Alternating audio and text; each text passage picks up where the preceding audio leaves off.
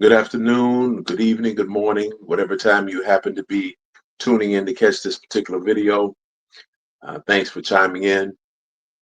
In one of my last videos, I was talking about how we can't control the storms that come, but we can control who we become in the midst of that storm. And that's true. But the more I thought about it, the more I thought about there's a real challenge in the art of becoming because there's some real things that can interfere or cause us to become something that we actually are not trying to become. That made me think about this report that came across the news. I think it was last week. It was about a man who went to a school and with a rifle or something shot, killed his wife, killed a woman in the car next to her who happened to be her mother, I believe the report said. Then when the police came, he turned the gun on them and then turned it on himself, killed himself. Three people killed. Um, I'm describing that kind of like as in a moment of things happening because what caused him to do that was a series of moments that weren't managed well. But the moments that caused that to happen ultimately are things that we all experience. And that's why I say the art of becoming is a real challenge. That we experience moments of weakness, moments of desperation, moments of frustration. And if we don't manage those moments well, they can become patterns of behavior, not just a moment. And then they can start to define and redefine who we actually want to become because we've gotten accustomed to those moments happening so regular. Now that's a part of our character.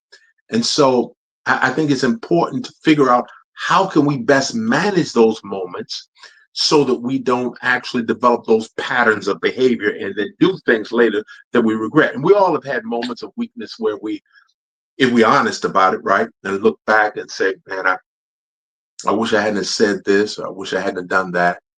Moments of desperation where we've done some things that maybe we would not have done in a moment of desperation. As a matter of fact, there's an expression that desperate people take desperate measures. But are there things that we can do to avoid being in desperate situations? Somewhat.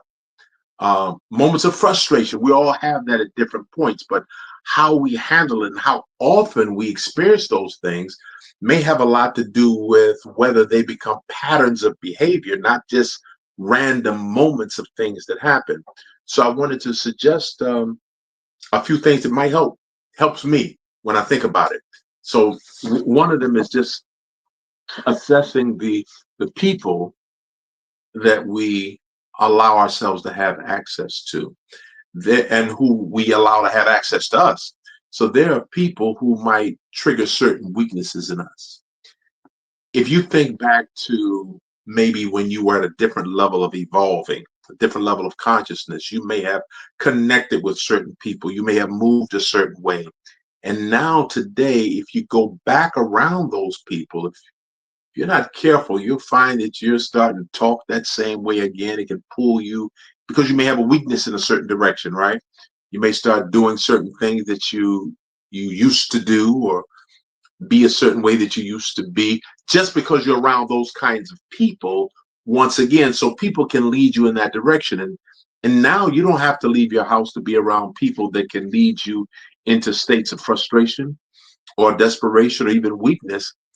You can pick up your phone, turn on the TV, open your computer up, and you can put yourself in an environment around people that might pull at weaknesses that you might have or things like that. I mean, there were some people that I used to be around some time ago, and I had to separate myself from them because I know that if I had stayed in that environment, I was starting to become someone, or I would have to become someone just to survive in that kind of environment that I didn't ultimately want to become. Um, and you may know of situations like that because to be able to manage people, you can't just necessarily cut them off. They may be people in your family, there may be people that you work with, but you can start to prioritize and determine how much time you allow yourself to have with them and how much time you allow them to have and how much access you give them to you. So we have to watch the people that we spend time around. And then there's the places that we might go that might lend itself to more frustration or our weaknesses to do certain things.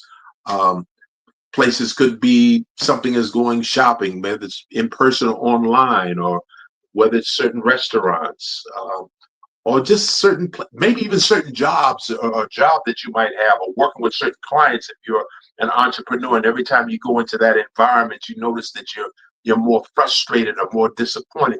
You may have to make some decisions about people that you may, or places that you may choose to not go, because it causes you to become someone who you really don't want to become. And yeah, we can look at those incidents of that shooting and things like that as an isolated incident, but the story tells us that there was a period, a series of events that led to that, moments of frustration, disappointment. There had been disturbances in the home for that man and that family leading up to that.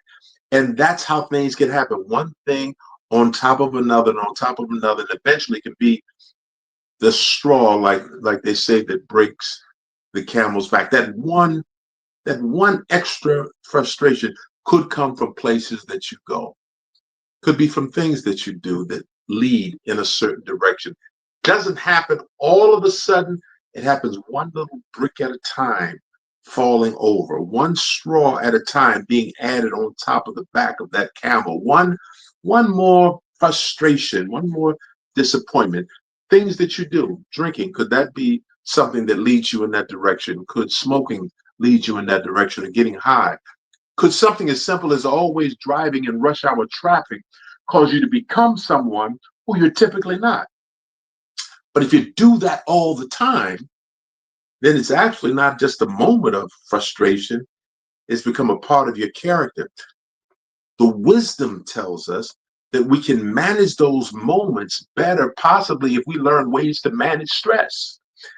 Maybe if you're in a frustrated situation, maybe you can manage the time that you're in that situation or that environment as much. Or if you're frustrated in traffic, maybe you can listen to music, or listen to a book or something, or do something that reduces that level of frustration so you don't have as many moments, because it can sneak up on you.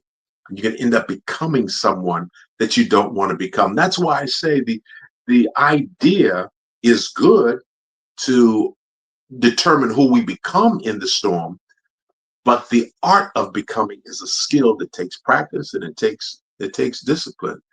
It takes a desire to want to become the better versions of ourselves.